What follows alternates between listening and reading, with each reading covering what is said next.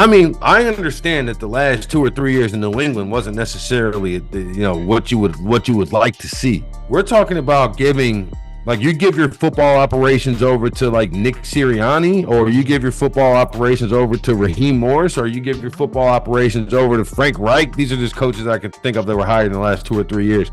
Why would you not give it over to Bill Belichick for 2 or 3 years? Maybe it doesn't work. I would rather fail with Bill Belichick at the helm than I would with a lot of other people that had, like Ben Johnson, for example, who didn't score, barely scored a second half point calling the Lions offense against the 49ers.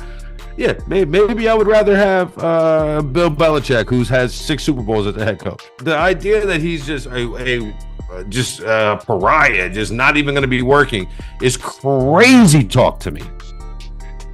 I don't think he wants it. And I was talking about this earlier. You're looking at potentially next year, Martin. There's 3 to 4 really good jobs that could open up next year.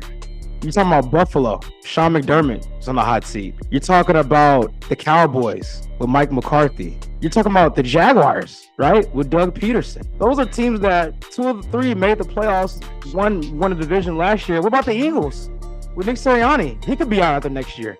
So those are 4 potentially really high-quality jobs that could open up after next season.